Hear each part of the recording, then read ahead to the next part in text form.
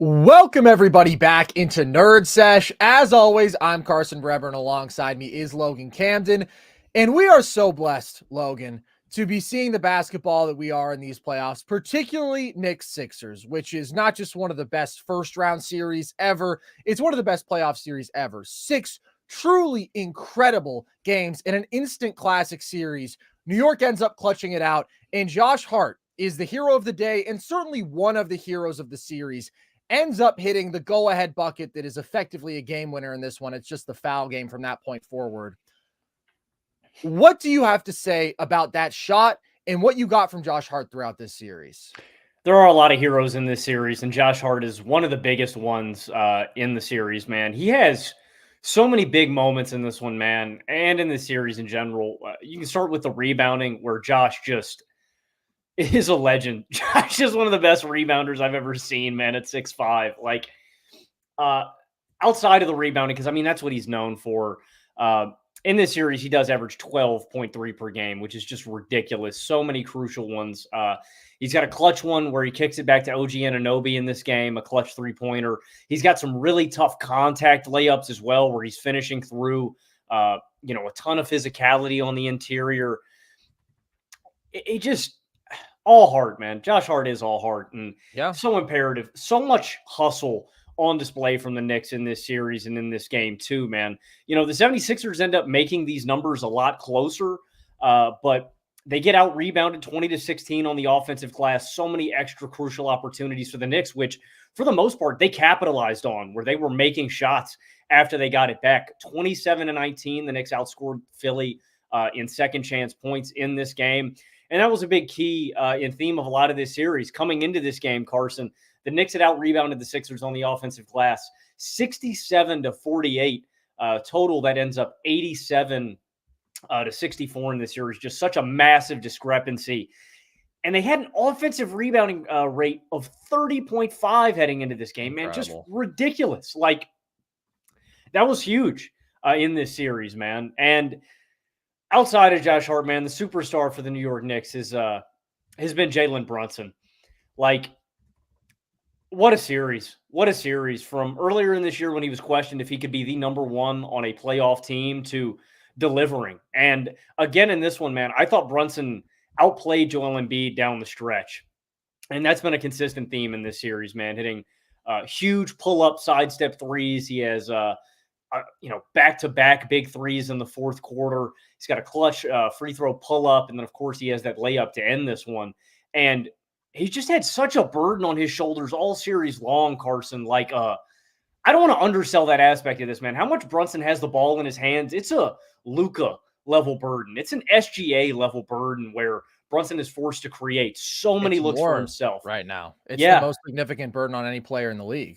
I mean, yeah, just because there's such a drastic gap in offensive creation in terms of the surrounding talent. That's what I was scared was going to beat out New York in this series, Carson, right? They're an all hustle, all heart, all energy team. Philadelphia clearly has the offensive creation advantage with guys like Maxey, with guys like Kelly Oubre, Tobias Harris, and Buddy Hield in this one. I mean, lights up. He hits 4 threes in the second quarter, man. I mean, there's just such a large offensive gap where with Brunson, it's him having to set up DiVincenzo on cuts, having to set guys open for looks. Huge, massive burden on his shoulders. This is a stat courtesy of Zach Cram, does awesome work for the NBA. Carson, he's the 4th player in NBA history with 39 or more points in 4 straight games. That list includes Jerry West, Bernard King, Michael Jordan, and now Jalen Brunson. I'd say he's in pretty good company. On the series, he averages 36 points per game and 9 assists per game. And game 3 and on specifically, 42 points and 11 assists per game. Jalen Brunson is a superstar, and consistently he outperformed Joel Embiid in the clutch, man, in the fourth quarter. Like, he was the best player consistently in these fourth quarters. I know Maxey has some of his moments in this one, and he hit some big shots certainly in this fourth quarter too to keep it close for Philadelphia. But Jalen Brunson was the best player in this series, and he was consistently the best player in the fourth quarter closing these games out, man. There's so much more in this series, but Brunson played like a number one and was the best player in this series, man. I don't care about the efficiency numbers. When you got a burden like this and so much constant defensive attention coming your way, this is a superstar level series. And when you do look at the efficiency, This is what I said several weeks ago, and then I saw Thinking Basketball made a video with this title. Shout out Ben Taylor. He makes awesome content. But I said this Brunson Knicks team post Randle injury is very Iverson-esque to me, in that you have this team that is built with a bunch of dogs, a bunch of dudes who are going to defend at a high level, who are going to bust their asses doing all the little things. But ultimately, even though this is a much better shooting team than, say, like the AI Sixers were, you don't have other shot creators out there. And then you have one small guard who is carrying this absolutely ridiculous burden. And so maybe the efficiency isn't great, but how could it possibly be in this situation? Like, Brunson's efficiency doesn't need exceptional for his offensive impact to be overwhelming. And it was much better as this series went along. The first two games were the most brutal, where he's taking and missing a bunch of tough shots. But this is not normal at all, dude, to carry this sort of offensive burden. You mentioned the historical company that he is in with this stretch of 4 straight games scoring at this volume. And down the stretch, everything goes through him. He carves his way to that short range jumper, pump fake, gets a tough bucket against Embiid and drop. He gets a step inside the free throw line. He's cash. And then they start trapping him, because why wouldn't they? I thought that was really smart from Nick Nurse. Like, when it comes to these late game situations, make anybody else beat you. And you saw they were able to exploit Brunson's shoot first tendency on one possession, where he over dribbles, shot clock's winding down, it's very stagnant, and he takes a really tough off balance runner.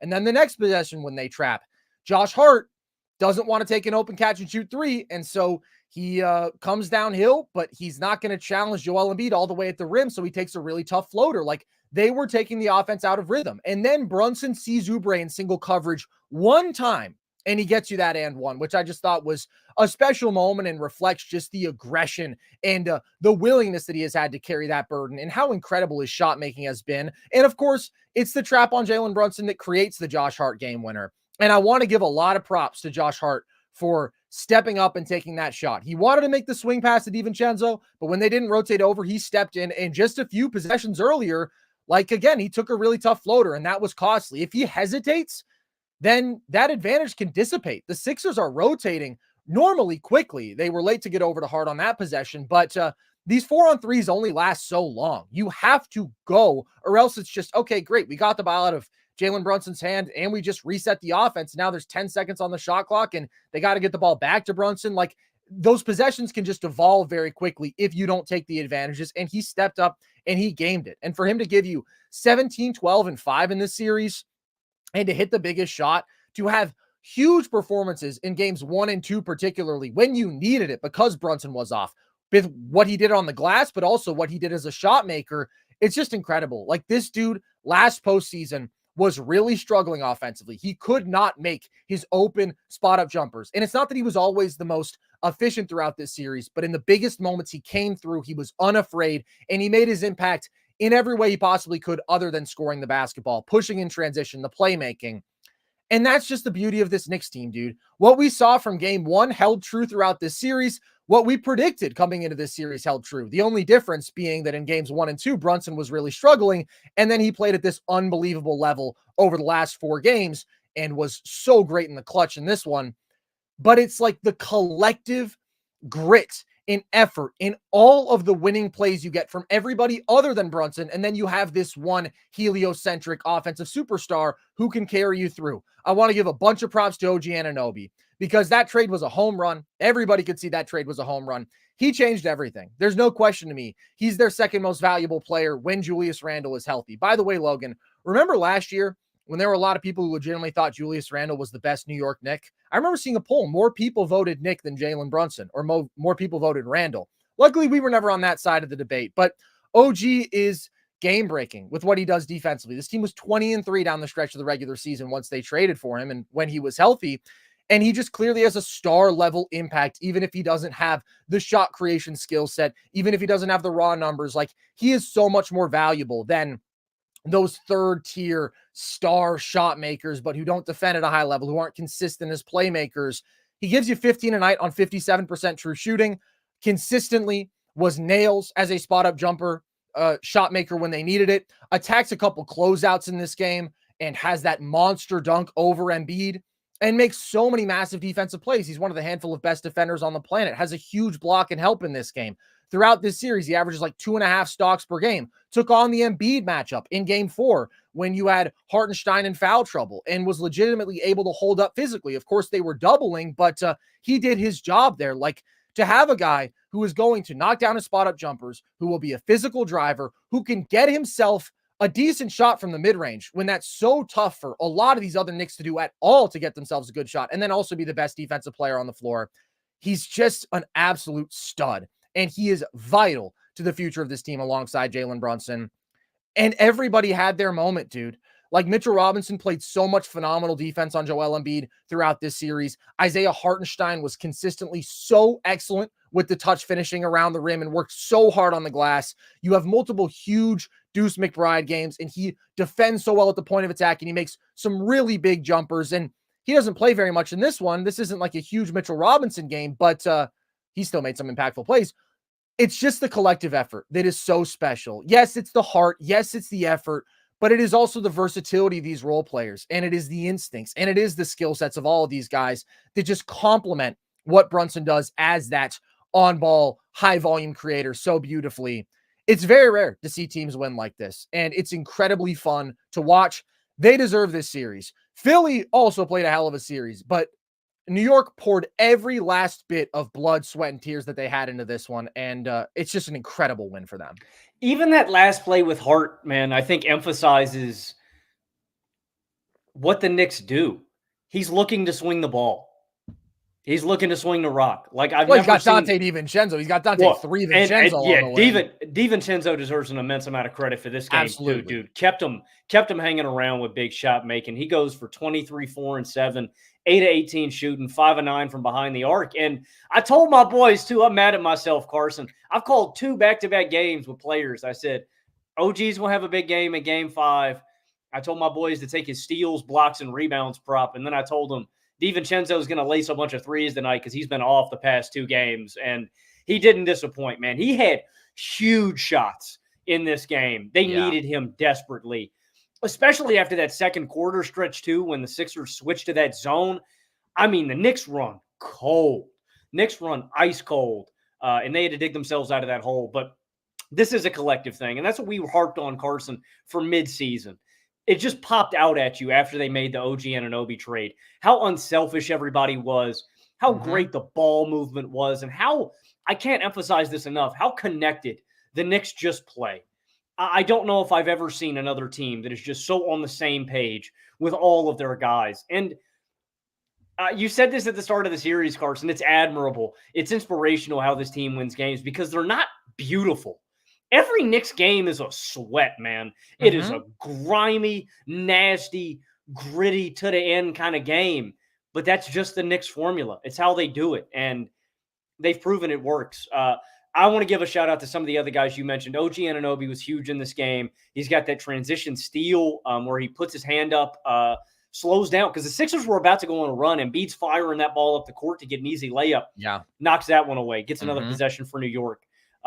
He splashes a 3 off the Maxey transition layup that he misses. That's a 5-point swing. He's got that help side block that you mentioned, and right on the other end of that, he is right up on the other side of the court to finish it with a layup. And, of course, he's got that monster jam off that offensive rebound, which I love because you see him for a second. He's debating, do I go up with it? He sees the lane open up, and just that sucked the life out of the building a little bit, man. That's a momentum kind of play right there, that kind of dunk. And I want to give a shout out to the bigs in this one. Hartenstein, huge floaters in the first half. Just, that guy's got elite touch, man. It does remind me of you, dude. It's got to be frustrating for them bigs in the paint, man, watching it. It's like an unblockable shot, dude. If you're a foot away, what are you going to do? Yeah. He's got great touch. But a big shout out to Mitchell Robinson, man. Even when Robinson doesn't pop up on the stat sheet, he is frustrating and flustering Embiid. Like that one play, dude, or that one possession where he completely denies Embiid from getting the rock. And they're fighting and they're jostling and they call the offensive foul on Embiid. They play physical on him all series long, man. And that's a huge credit to Robinson for just walling him up and playing him so hard. Like I thought he was consistently the best option. And I thought you made a great observation too. I thought the Knicks should have doubled Embiid more down the stretch of this game, man. Like he was kind of getting whatever he wanted. And we've seen consistently that Embiid struggles with decision-making and playmaking when you can trap him in opportune spots. But that's the takeaway for me, man, is the Knicks just play more like a collective, man, more like a complete unit. Like they're just they're more of a better team, man. They're like, I know that's a basic take, but they just play so intertwined, so connected every single possession, man.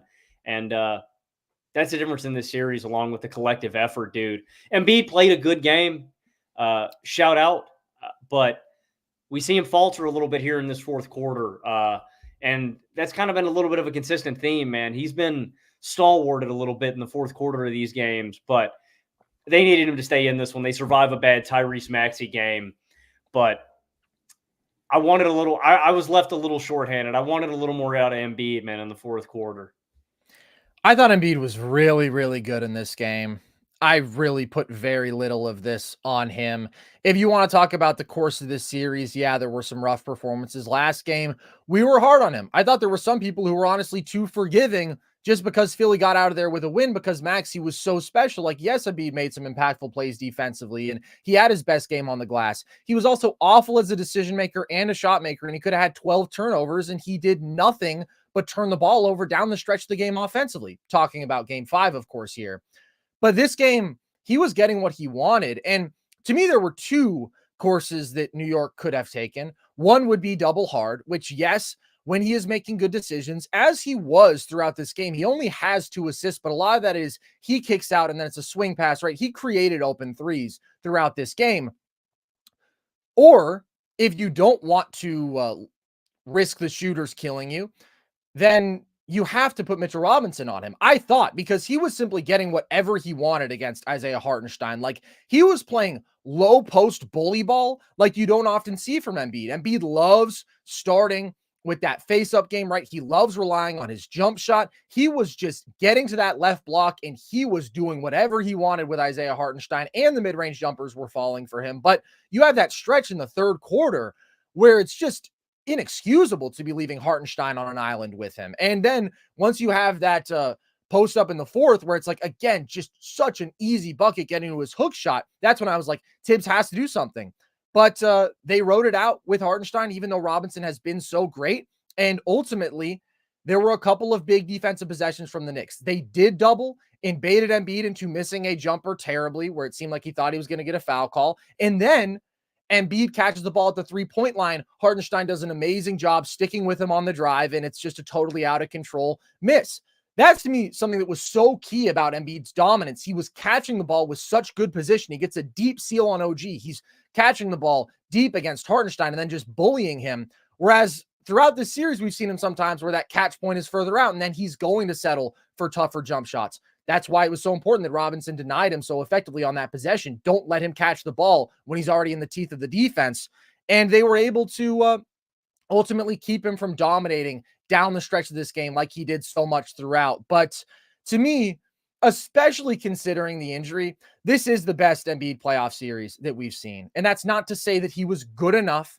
And I think he bears responsibility again for several games in this series, but to have the 50 piece, to have a game like this where he is utterly dominant for the most part, like, again, if Tyrese Maxey plays better, they could win this game. I just don't want to look at Embiid as being the primary culprit because he's the best player. This was a series where he was better as a playmaker than he's ever been. Could you argue not good enough? Yeah, definitely not good enough in game 5. Still too many turnovers, but also more capable of dissecting those doubles. His jump shooting held up better than it has. Like, he puts up 33, 11, and 6 on 59% true shooting in this series on a bum knee with Bell's palsy against a defense that is just so feisty, has big quality options to throw at him, has a bunch of dudes who are going to pester him with doubles. Like, this to me was overall an encouraging series from Embiid. And I know that we were hard on him after game 5, and I think that that was deserved. But when I look at the scope of it compared to like some of the legitimate meltdowns that we've seen in previous years, this was a step forward. And it makes me optimistic that next year, when hopefully he's healthy, although I don't know if you can bet on that, you could see a better version of playoff Embiid than we've seen before. I think so too. And I think you hit on a key area that I think Embiid can get better at, and that is getting on the low block more against mismatches. Like, I think that's just an easier avenue when his jump shot is failing. I also think too that I think Embiid can become a better decision maker too. The only thing that scares me, man, is how much Embiid looks for contact and how much Embiid hits the floor, man. Embiid hits the floor a lot. Like it Mhm. legitimately scares me watching him ball when it just scares me that we could always be on the verge of another injury and I don't know how much of it I really struggle. How much of it is him uncoordinated and losing his balance, and how much of it is I'm looking deliberately for a call from the referees. The second one. The I second really one I think struggle is a to large majority. figure the balance. That's my one issue that I still come back to with Embiid. And you're right. I don't want to be too critical of him. He is nowhere close to 100%. We need to see it. But, oh, I'm just left. I'm left desiring more, man. I want to see Embiid make a run before it's gone, man. And you're seeing it too, dude, with these.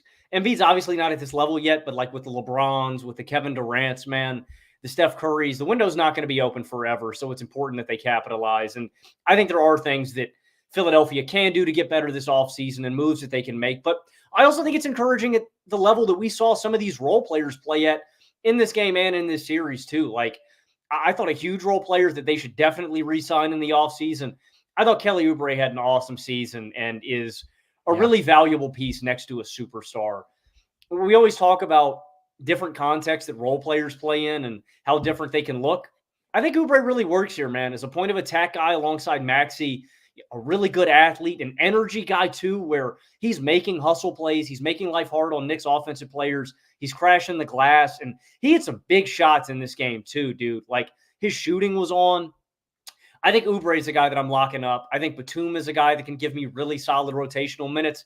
And I was really encouraged by what we saw out of Buddy Hield. Obviously, an underwhelming series where, for the most part, he's not putting up shots and he's getting do not plays. But this game kind of exemplifies why you trade for a guy like him.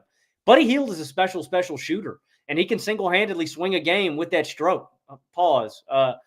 Buddy Hield, man, bangs those big threes in the second quarter.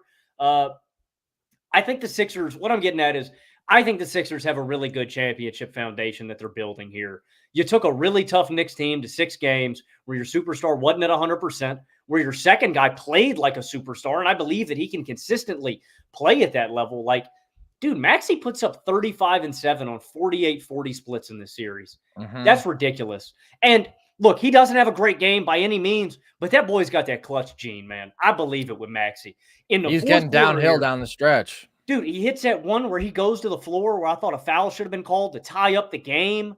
And there's just countless other tough shots that other guys just aren't hitting, man. He's one of those guys who's bred for the moment. So this is disappointing, certainly for Philadelphia. You lose to a fierce rival in so many gut-wrenching basketball games.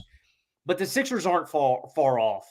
And considering that they have one of the handful of the best basketball players on planet Earth and Joel Embiid, there's not a ton of retooling that you need to do. I think the first thing is getting off that bum-ass Tobias Harris contract and figuring out what you can do with him, if that's even possible, and retooling. But well, he's expired. He's gone. Let's throw a party, man. Celebrate in Philadelphia. Let's go. They already are, I'm sure. I mean, we're getting his house him out is of probably town. on fire. The Sixers aren't far off, man. They're very close to competition. And again, you get eliminated in the first round. The results aren't great, but I liked what I saw from Philadelphia in this series. It's very encouraging moving forward. And I thought they lost to the better team. Considering Embiid's not at 100%, I just think the Knicks are better. And they have a really good recipe against this team. This is a team that's going to make you work for everything, man. This Knicks defense is great. One of the best in the league. So I'm not going to be too critical, man. I think the Sixers are really, really close. And if we can get Embiid at 100%, they're a bona fide, legitimate title contender. Embiid at 100%, and Embiid has to play as the best version of himself, because although I think he's probably going to get overly criticized for this game because people will just look at, hey, his team lost. We know that this guy always regresses in the playoffs. There were rough moments. The fourth quarters of game 4 and 5 particularly were brutal. He ultimately was mostly outplayed by Jalen Brunson over the last 4 games of this series. And so he still deserves to be held account for that. But again, it was progress. It was a step in the right direction. And we know what he's capable of. Like, there are stretches where the guy is just unstoppable. He's too big and he's too skilled, and you just can't do anything with him.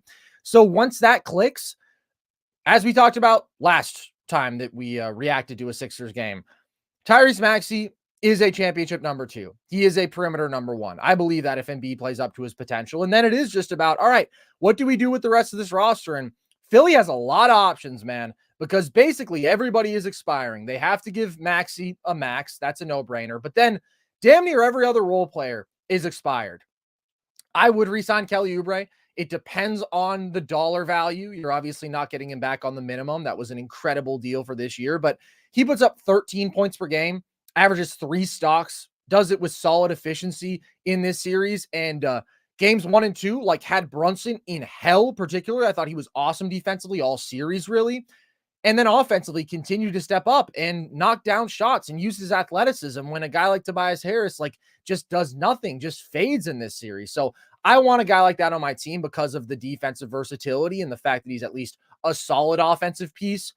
Buddy, you don't need to re-sign because clearly he barely played in this series. He was fantastic in this game. He kept them in this game, of course. He gives you 20 points and had some real high-effort hustle plays in the second half of this one once he got back in there. Like, shout out to Buddy Hield, but he might end up getting a bigger contract than he probably deserves just because of the pure shooting. And I don't think Philly needs him. But again, if it's a reasonable contract, then I think he's a guy you can totally bring back. Batum, I agree. I think you can get him on a reasonable contract. D'Anthony Melton is up. Bummer that we didn't get to see him. I'd honestly bring Campaign back. Like, he was good in this series, and you're going to have to pay the man nothing.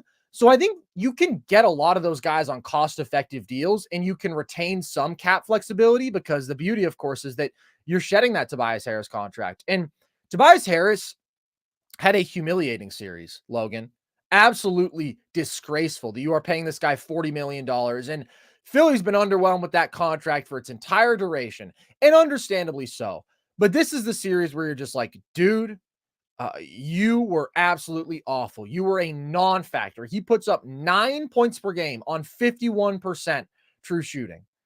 Kelly Oubre was way better than him in this series. Kelly Oubre got paid $3 million this year. So I can only imagine Philly fans will be thrilled to let him go. And then who knows? Maybe they don't re-sign all those guys, or you can get them all on like very small to mid-sized contracts that give you some flexibility.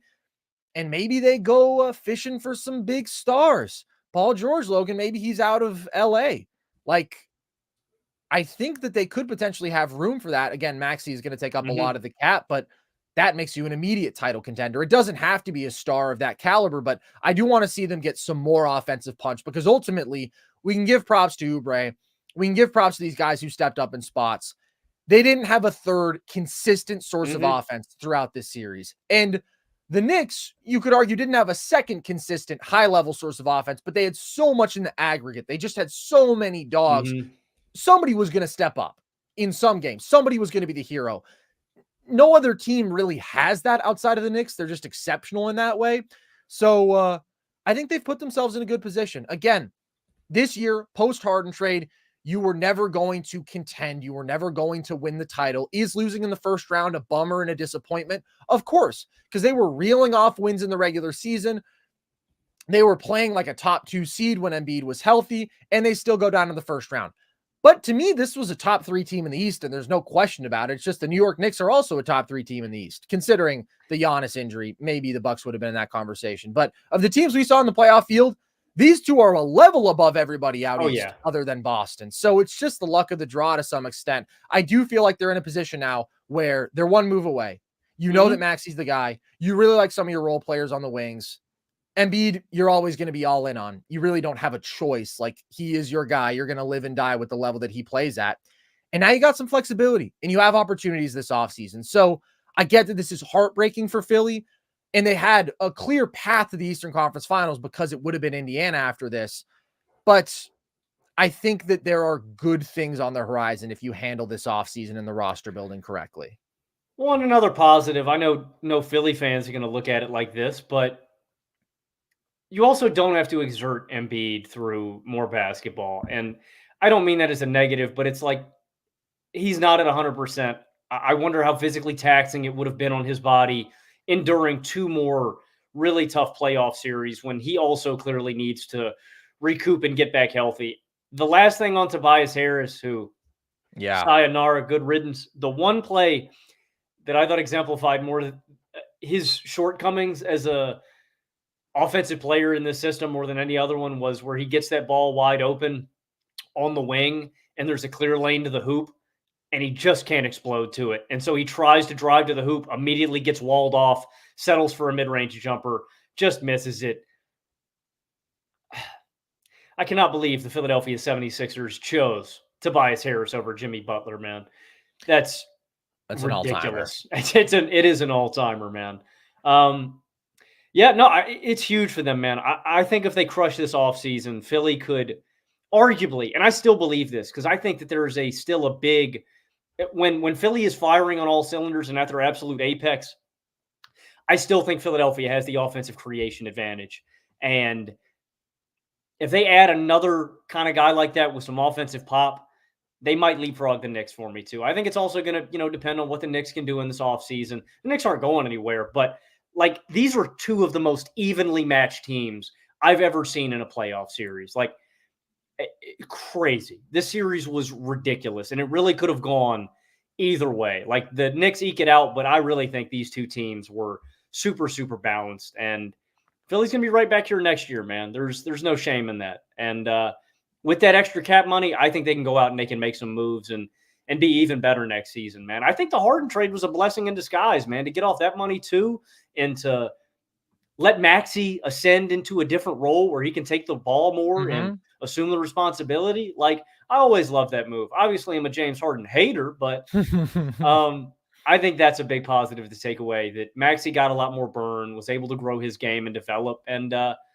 76ers are in a really good spot for next year, man. I'm excited at what they and Embiid can bring to the table next year. These 2 teams were very evenly matched. Ultimately, the Knicks were better in fourth quarters, although it got scary in this one, and they obviously blew the last one. But overall, they played better in the clutch stretches here, and Brunson was the best clutch player in this series. And it's incredible the conversations we're going to have around Julius Randle, because, Logan, we've been saying this for a while now. Like, I called this out. The Knicks have a really good path to the conference finals. Now I think we can say they're going to get there. And then all the conversations are going to spring up about, are they better without Julius Randle?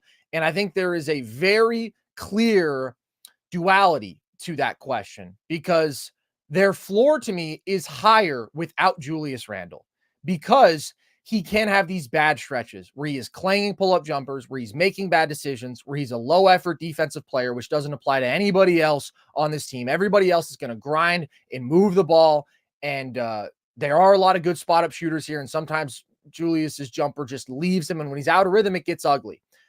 But as I've said, I also think he unlocks a ceiling here that they need if they want to be like a title contender. And I don't like Julius Randle being the number 2, but he has these hot stretches. And ultimately, this load that Brunson is carrying is absurd. It's amazing that he did this, Logan. 39 plus in 4 straight games. The sheer shot attempts. I wonder when the last time a guy took this many shots over a 6-game series was, because he's taking 25 to 30 shots every single game. That's absurd. And he stepped up to the task. But again, there is a ceiling to that. And of course, he can't produce great individual efficiency. And you do have to test the other Knicks decision makers and shot makers. And you can force the ball out of his hands in these spots. And it's just so hard to hold up with that load physically. I was so impressed by what he did over the last 4 games of this series and what he did over the last 15 games of the regular season. The guy gave you 35 a night. And then he went and he did that again in a playoff series with everybody keyed in on him against a damn good playoff defense. But ultimately, I do think that wears on you. And I do think that there's just not as much upside when you don't have a second legit shot creator. But it didn't matter in this one. The Knicks got out of this. Brunson was incredible. The supporting cast was fantastic. And they're just built to win tough, gritty basketball games. And that's what they did. Yeah, I think they can make it competitive against Boston. I do think they need Randle's size and shot creation going up against a team that talented. Now, down Kristaps Porzingis, like I said last episode too, door's a little more open. Now we've got injuries on both sides. They balance each other out a little bit.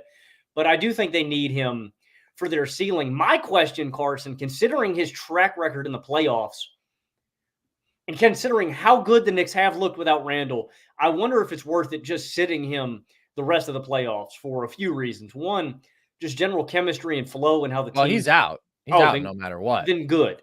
I I'm was just just talking going to say about for next year, for future years. I'm not. I'm trying to shop him in the offseason. I'm trying to move off Randle for somebody try else. to shop him, but I don't think he's the most appealing trade target. And I'm just talking about in a vacuum. Would this Knicks team be better with or without Julius Randle? I think there's a higher ceiling with him. I think there's a lower floor with him. 100%. 100%. I mean, he can definitely be a ball stopper.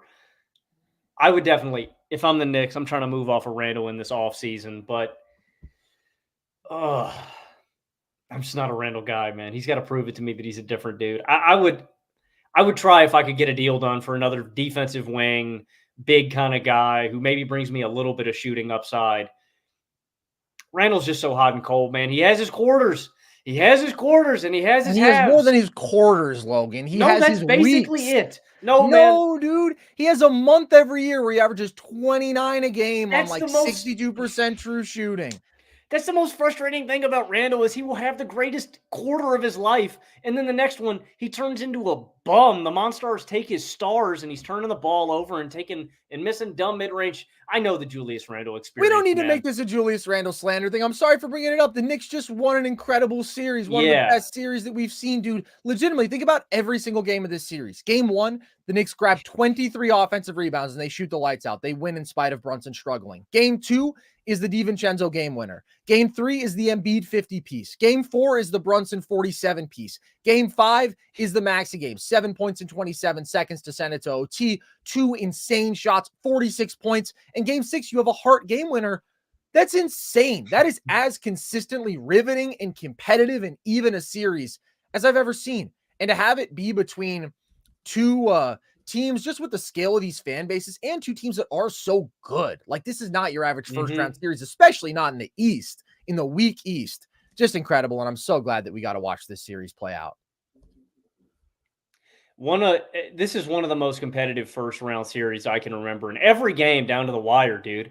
Third quarter is just in the balance, like for the taking. And again, that's another solid takeaway I take away from Philly, man, is that's another takeaway is that Philly could have taken these games, man. This is one of the greatest series I ever saw, man. And those two games, the ones that swing the other way, Maxey hitting all those big shots, and then the one where the Knicks stole it at the end, man. And the rivalry aspect, man. This is Knicks Sixers, two of the most rabid fan bases in all of basketball.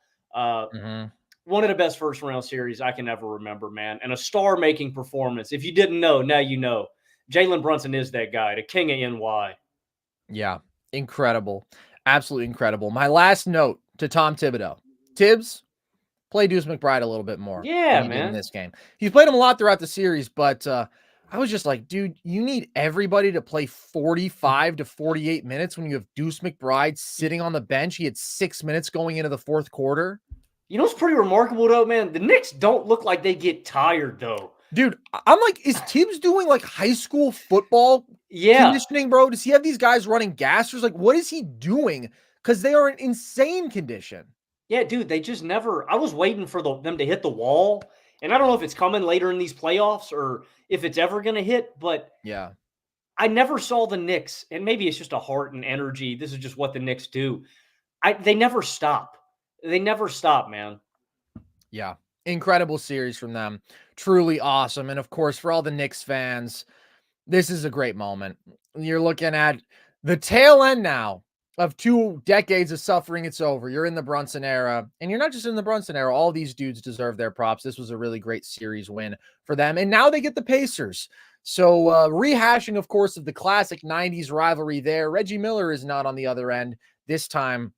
He very well may be calling one of the games, which would actually be pretty fun. We are going to talk about Pacers Bucks on the other end of this break. Just going to get some quick words from DraftKings first. The 82-game preseason is in the books, and it's finally time for the real season. Don't miss out on any of the NBA playoff action at DraftKings Sportsbook, an official sports betting partner of the NBA. From the play-in tournament through the finals, DraftKings Sportsbook has you covered with same-game parlays, live betting, odds boosts, and so much more. more. Download the DraftKings Sportsbook app and use code NERDS. New customers bet $5 and get $200 in bonus bets instantly. That's code NERDS only on DraftKings. The crown is yours. So, Logan, the Pacers advance. They beat the Bucks. But I think the story here is Milwaukee, because after trading for Damian Lillard, obviously having Giannis on their roster, who does not play in this series, and Dame misses a game as well, or 2 games, they fall in the first round. How are you feeling right now about the outlook for these Bucks? I'm not feeling great, considering the fact that Giannis has missed so much postseason time. Like, it's a little bit concerning at this point, right? Like, it's all seemed coincidental, but there is now a track record here where Giannis has missed some time in the playoffs, a noticeable amount, and it has affected the team results. The other thing is that the Bucks are really freaking old, man. And the glaring thing in this series was Indiana's a young up-tempo team, right? Fresh legs. When they got out on the break, like, that was just a recipe to eat against Milwaukee. Like, they just can't move up and down the court. And you look at the core of this team. Damian Lillard's going to be 34. Chris Middleton's going to be 33. Brook Lopez is going to be 37, man. Like, this is an old-ass team. And I think you've got to make – the tough decision, in my opinion, Carson, is that Milwaukee's going to have to decide who they're holding on to and who they're moving on from. In my opinion, you gave up too much capital, and your ceiling is the highest with Damian Lillard and Giannis Antetokounmpo. And maybe this isn't the popular take after this series, because I thought he played above his means. I think you might have to move Chris Middleton. And I like Chris Middleton a lot, dude, and what he does. I really appreciate a guy like Chris Middleton's game. It's not predicated on athleticism or burst. It's all tough shot making, and it's really beautiful. It is a beautiful game. I mentioned this last episode, but he was the most efficient shooter out of the mid-range of any player. Pull-ups on just mid-range shots, period. Like, he's an elite scorer and shooter. But the reality of the situation is that you're allocating a ton of your funds to Giannis and Dame. Both of these guys are going to be making sub $49 million next season, just right under that threshold. Chris Middleton is going to be making $31 million, and then he's got a player option the next year for $34 million. And this isn't an issue with Chris or his fit with his team or the construction. If they could hold on to all these guys and get an awesome bench without having to divert that capital, I would do it. They just can't. You have to open up some cap space where you can go out and fill out the rest of your roster. You just don't have enough quality basketball players to legitimately compete. The Bucks are stretched so thin. They are so devoid of athleticism, of young, impactful players. They just have to fill out the rest of the roster. And so it's a tough bullet to bite, but I think you got to move on from Middleton for whatever you can get back, to clear up cap, to get some young players back, to get some draft assets, whatever it is. The other guy I'm moving off of is Brook Lopez too, dude. And like, it's not like Brook is he's on a horrible contract, but again, he's getting way older. He's making $23 million, and he has a really rigid style of play. It works alongside Giannis when you have a 5-man that can stretch the floor like this, but he can't really move up and down the floor anymore. He gets abused in transition. He's not a super impactful rebounder when he's down there, but he's so consistently out on the perimeter. He's just a non-factor on the glass. And he's a good drop defender. But again, the thing with Lopez and Middleton both, they're just getting older. They're not getting better, and they're making a lot of money. And considering the state of your roster that you have so few, like, dude, I think their only positive two-way player that is not like Giannis or Dame, and Dame's a one-way player too, is Bobby Portis. You just can't have that, man. You got to fill out the rest of this roster. And so I know those are tough decisions. What I'm doing with Milwaukee, man, is I am trying to get more athletes. I'm trying to get younger. I'm trying to get more two-way guys. And I am moving off of Chris Middleton and Brook Lopez because I just think that's what you have to do to build out the best roster alongside this duo. The reality for the Bucks, Carson, is they've given up too many assets for Dame. They've got to go all in on this duo. And that's a reality of a lot of teams, man. You got to capitalize on this window for as long as you have it, because you don't know how long you're going to have it. And I think that involves moving off of your third and fifth best players, or if you think Brook is the fourth best guy on this team, your third and fourth best players. So I don't like where the Bucks are at right now. And I imagine there are a lot of Bucks fans who are going to look at this series. Well, I don't want to speak for them, but I can imagine the rationale that, well, what can we really take away from this? Giannis wasn't on the floor. We didn't even have Dame for 2 games. Like, how could we possibly have concrete takeaways from this series? And of course, like, you can't rag on this Bucks team. Like, obviously they weren't going to win without Giannis on the floor, but this is an extremely disappointing end of the season, of course. And this was a disappointing season when the Bucks were healthy. That's the thing. It doesn't feel like an overreaction to this series without Giannis on the floor, because all the shortcomings that we're talking about were apparent with Giannis out there. They exist regardless of if Giannis is on the floor. And by the way, they lost 4 or 5 to Indiana this year with Giannis. I think they would have won that series with a healthy Giannis, but this team was 17-17 after February 1st. And when you think about where they were at going into the postseason, yeah, you would have picked them to beat Indiana with Giannis. They didn't have a chance against Boston, right? It felt like they were totally in a tier below them. And that's the standard. When you made the Dame trade, the standard was there is a tier 1 in the league going into that season. And it is Denver, Boston, and Milwaukee. And Milwaukee fell well below that tier. And all the issues on this roster are apparent throughout this series. They're 15th of 16 teams in defensive rating. They're slow, as you say, they're completely lacking in athletes. And yeah, Giannis helps that, but he doesn't fix that. He doesn't take you from being an awful defense to a great one. He can just cover up some of those issues.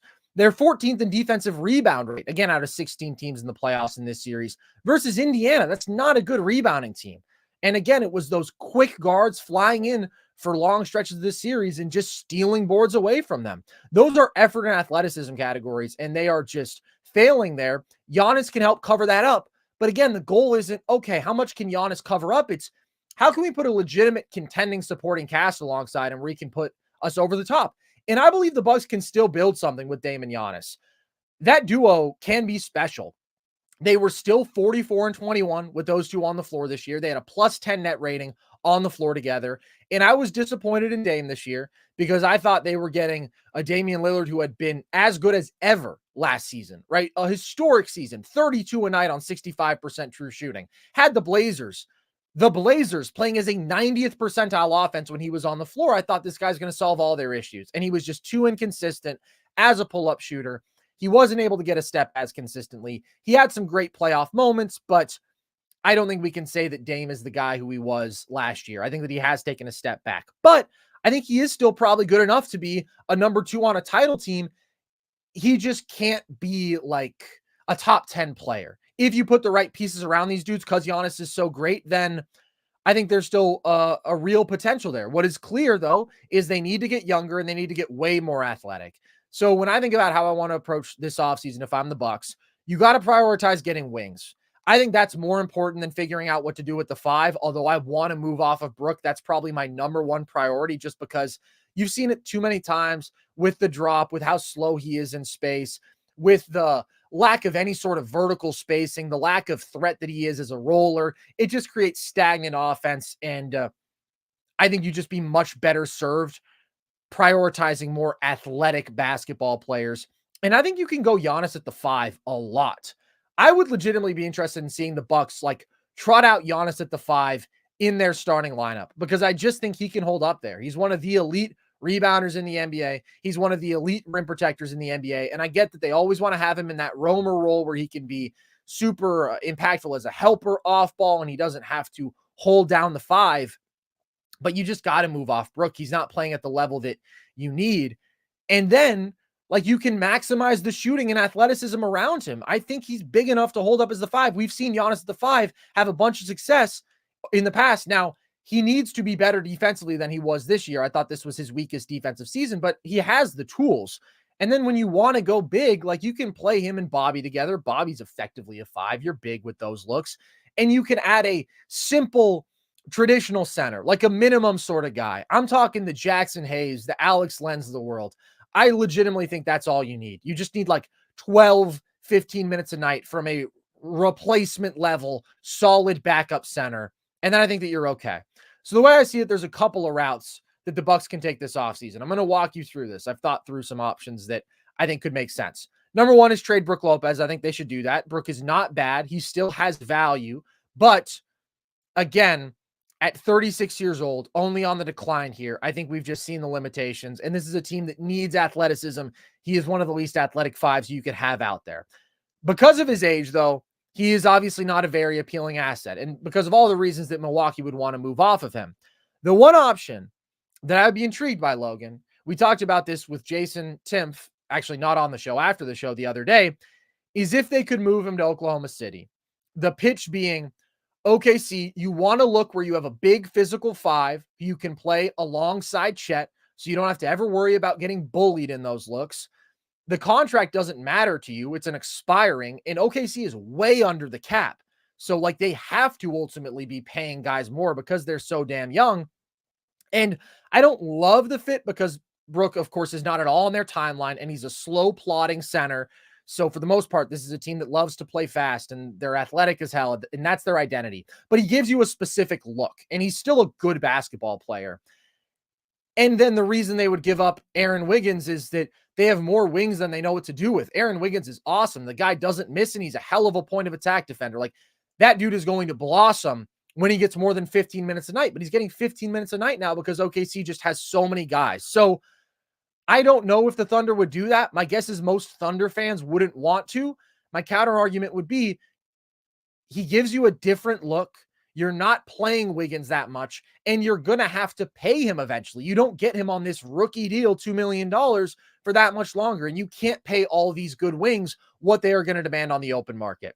So if you do that, then I think immediately you are way, way better on the wings. Like, he would be your best 3-and-D option by far that you have as a pure wing. Then you pick at 23 this year, and I think there's two routes you can go. You can take a versatile wing.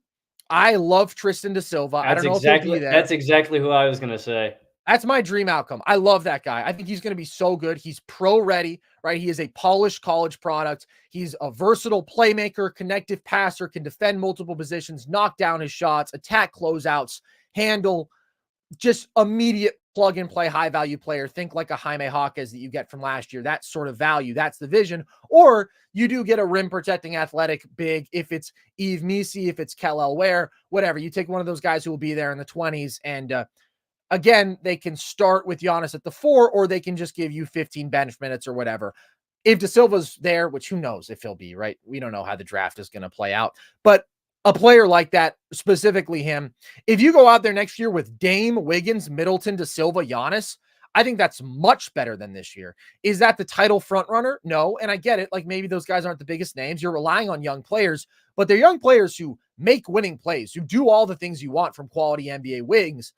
And I just don't think you need like a much more offensive pop than what you're getting from Dame and Giannis to begin with. Certainly Middleton. Then you have shooting, you have athletes everywhere. I think that makes you a better basketball team. The other route, which is weirder, is trading Chris Middleton to me. Middleton was awesome this series, and I think Bucks fans therefore probably won't want to trade him. But the question isn't how good is Chris Middleton? It's, is he what you need ultimately? Because when I think about building the best team around Dame and Giannis that you realistically can, it's more about getting awesome wing defenders and athletes and shooters. Middleton is a tough-ass bucket, but like, I just think Dame and Giannis can carry me through a series, especially if they figure out the fit. Those guys can combine for 60 a night efficiently. And so then I don't necessarily need another guy who is going to be a difficult on-ball shot maker. The option that I considered is a little bit weird. I proposed this on Twitter. There was a very 50-50 split on if this was a good trade or who would win this trade. I want to know what you think about it, Logan. If the Grizzlies gave Marcus Smart, Vince Williams, and Luke Kennard, and the Bucks gave back Middleton, Andre Jackson, and that 23rd pick, do you like that deal for Milwaukee? Do you think that makes sense?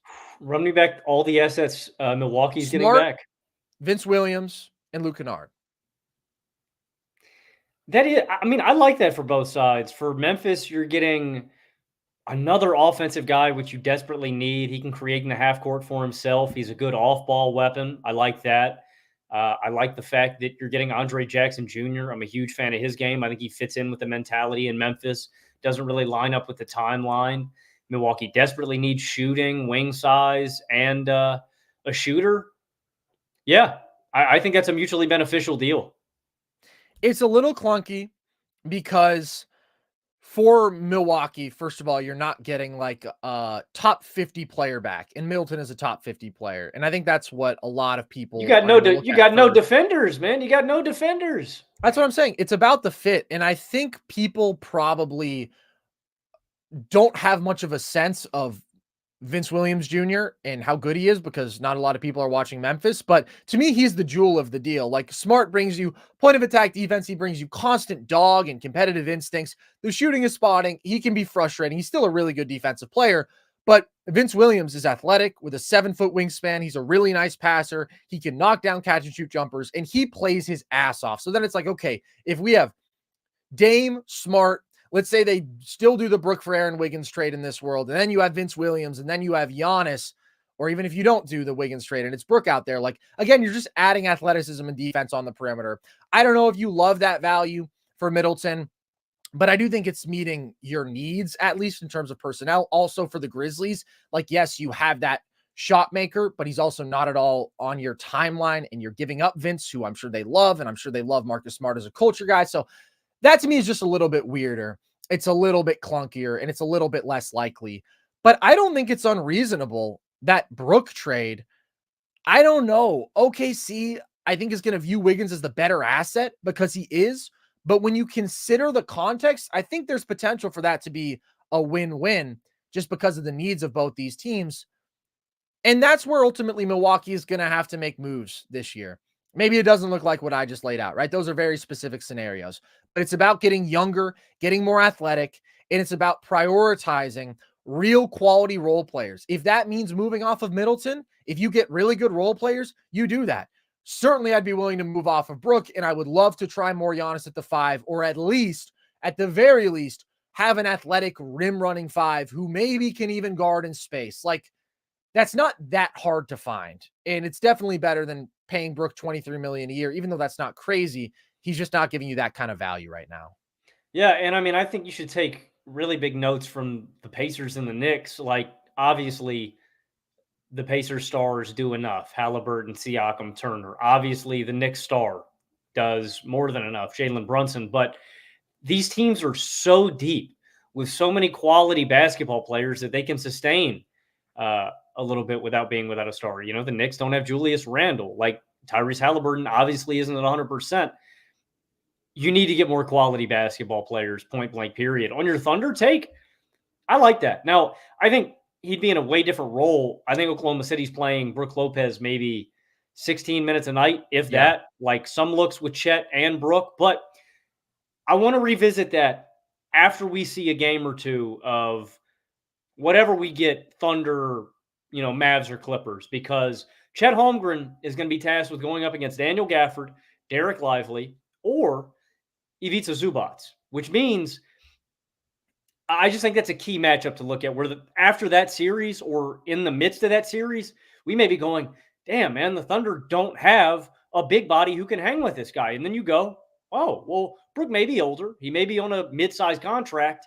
We may be giving up a valuable asset, but he's an archetype that we need on our basketball team.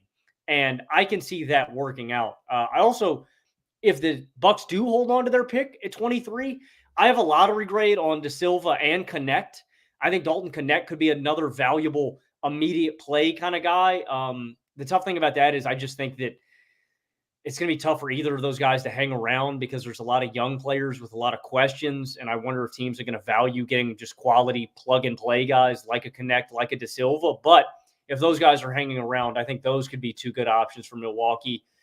The final question I want to ask you, do you think, knowing the results and just knowing what Milwaukee struggled with this season, is there any part of you that thinks that maybe they should have held on to Drew Holiday instead of going for the Dame trade? Like, the only reason I ask that, I think Dame raises the offensive ceiling of this team that they desperately needed to do.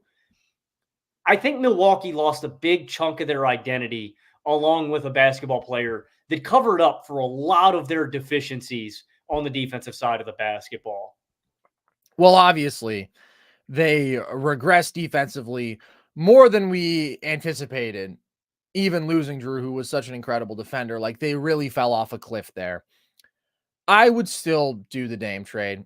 I just think it does unlock an offensive ceiling, and the more I think about it, like the Bucks as configured last year, even if they were healthy, even if Giannis didn't deal with the back thing, like they weren't going to win the title. This team is too old. They're too slow. They have too many key players who are regressing. And I just think the upside of a great Dame run is still more valuable than even Drew being so great defensively. Like there's just always an offensive inconsistency when he and Middleton have to be like your lead perimeter shot makers, because Giannis has issues in the clutch because of his lack of half court skill. And that's what was glaring last year. So I would do the Dame trade again. I just think you obviously would have liked to get a better version of Damian Lillard. But ultimately, my concerns with Milwaukee are more about the supporting cast than it is about Dame. And I want to be clear, if they get Aaron Wiggins and they get Tristan da Silva, they're certainly not leapfrogging Boston, right? Like they're still behind,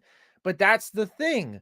This is what we talked about with Phoenix. Milwaukee is clearly in a better position, but when you let that window close, you can't just immediately reopen it. And I think Milwaukee held on too long to this core, and now they are trying to make the most of an imperfect situation. So we'll see how they handle it. On the flip side for this, Indiana wins, Logan. What are your takeaways from them advancing? They got a ton of quality ballers, man, and they are young and feisty. Like you hit on it, dude. The young guys like the Nemhards of the world, man, the Neesmiths, like just having that kind of juice, man, where these guys are crashing hard. And Milwaukee looked really freaking old in the series, and Indiana looked really young. Like Indiana just has such an abundance of good players. Like that's such an advantage in the playoffs. Guys are going to be inconsistent. It's basketball, man. It's an imperfect science. Like it's a lot harder to quantify things in basketball because of matchup differences and feel, man. You know, just things change. I feel like football is a lot more easily to project on like results, right? There's just more consistency there. With basketball and role players, there's a lot more variance. And Indiana has so many guys that can just give you good minutes any night. Like that's the thing with New York. You just have such an abundance of guys that can give you great minutes any single night. And what I love about Indiana is that they play so up tempo. Like that's a weapon that this team can use, man, against the majority of NBA teams, especially against Milwaukee, is just them getting out on the break, getting fast buckets. It's a lot of guys that fly up and down the court. You know, even their big looks, Miles Turner and Siakam get up and down the floor really well. Like Siakam's just a legitimate nightmare. That was one of my big takeaways, man. Like TJ McConnell balled his ass off tonight. Yeah. I think they outscore Milwaukee 55-10 in bench points. Even more alarming for Milwaukee, too. Carson, their bench didn't score until the third quarter. They didn't have a player not in their starting five score a bucket until the third quarter. That's alarming. That is what bench points means. Yeah, I mean, that's just alarming, man. Indiana can play that up-tempo style, and it disrupts a lot of what other teams do. The one thing that I'm worried about with Indiana is just Tyrese Haliburton and how inconsistent he looked in this series. That's my one concern about them moving forward. We are going to do our series preview tomorrow morning. That's going to go up immediately, too, if you guys want to check that out. We'll be previewing Knicks, Pacers. We'll get down into the nitty-gritty of that series and in-depth deeper. That's what I'm scared about moreover than anything else, man, is Haliburton and how limited he looked. Haliburton's always going to be – he's always going to lead to great offense. I want to be clear about that. I have loved Tyrese Haliburton ever since I laid my eyes on him in that Kings uniform, man. And we're going to be eating that, Carson, for the next decade, man. I'll tell you what. Haliburton is a genius offensive player. The decision-making, the unselfishness, the way his teammates buy into it, he's going to lead to great offense. But against the Knicks, he's going to have to step up and create buckets and go get stuff for himself. And he really struggled to get downhill. He struggled off of the dribble where he's creating separation. He's just not hitting the shots. I know what I'm getting out of Jalen Brunson. And this is a defense that stifled him a lot more than I think Indiana is going to stifle him. I think they provide way less resistance to Jalen Brunson. Like, I'm worried about Tyrese Haliburton being a really great offensive player in this series and pulling his weight because I just didn't look like how he looked as a creator. And, I mean, it's drastic, you know, pre-injury and post-injury. Pre-injury, he's above 25 points a night really efficiently and doing his thing playmaking. Post-injury, he's still playmaking really well, but he's 17 points per game. That's a really big difference, and that's my chief concern coming out of this series. But it's a good win for Indiana, and an unexpected one, man. I didn't pick Indiana to win this series. I thought they were too young.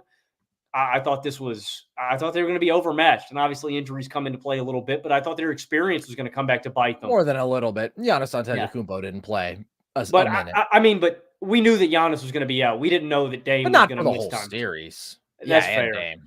Yeah, I thought he was going to miss like 2 games. But credit to you, man. You took Indiana in this one, and it's a big series for a very young roster. I don't care that it's against a depleted Milwaukee team, and they do have a stinker, which they shouldn't have lost. You should never lose that game when Dame and Giannis are out, when Bobby Portis is serving you buckets. But it's a monkey off of Indiana's back, man, and it's a big moment for a very young roster.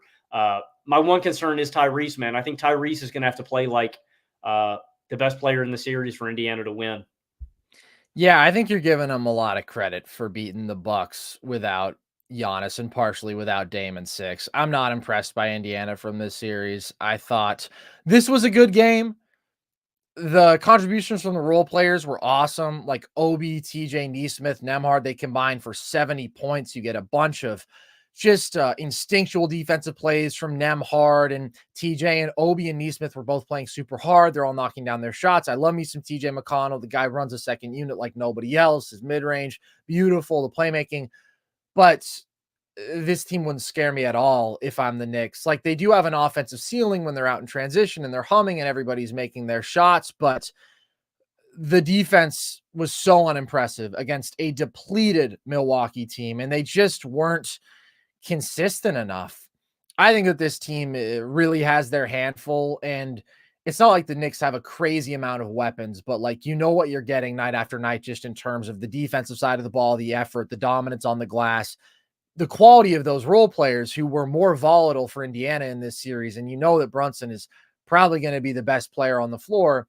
Indiana has the offensive pop to potentially make it interesting. We'll get into all this more tomorrow, but I was more underwhelmed throughout this series by the Pacers than I was excited or impressed. I thought that they could have been better than this post Siakam trade, and Hallie's injury, of course, is part of that, but just not really many impressive showings in here.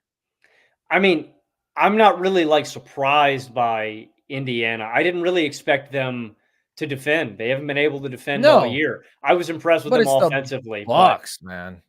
Yeah. The Bucks without Giannis. You let Pat Bev serve you buckets. You let Bobby Portis serve you buckets.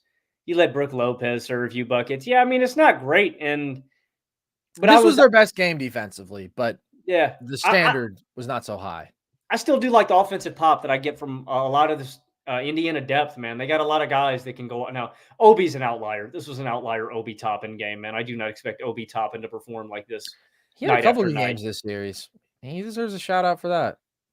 And he really was a better shooter this season than in years past. I don't love Obi at all. But I want to give him his props for having some good moments in this series. So we will talk Knicks Pacers. That'll be fun. We will get to that, as you say, Logan, tomorrow. But for now, any last words before we sign off here? Do you want to say anything about Doc Rivers? Do you want to take one last jab at him? No, you're off that. It doesn't really seem like the time, man. Yeah, I will say true. There's nothing to really hold against him here. I will say Naz Reid, dude. Naz Reid. The coaching is interesting for Milwaukee because I don't love Doc. And again, if things go south next year, are you going to have 4 coaches in 4 years? 4 coaches in 3 years? Yikes. Dude, me and Doc Rivers are in the running for a worst hairline contest 2024. Oh, come on. Come on. We're in the running. We're in the running. I'm trying to win the chip this year, man. Oh, all right. Well, I guess I'll vote for you then. You guys can vote on that over at thevolume.com, or you can also find our merch. If you guys enjoyed the show, then we always have more content over here on YouTube. We're doing shows after almost every night of games. That will dial back now that we have fewer games throughout the playoffs, but still multiple shows a week for sure.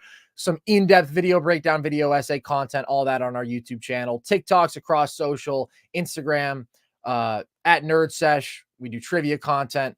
Twitter at nerd_sesh. You can join our Discord if you want to talk with the fellas, and Matthew Spawnhour is in there, by the way. And that pretty much covers it. So with that, as always, appreciate you guys. I've been Carson Breber. I have been Logan Camden. And this was Nerd Sesh.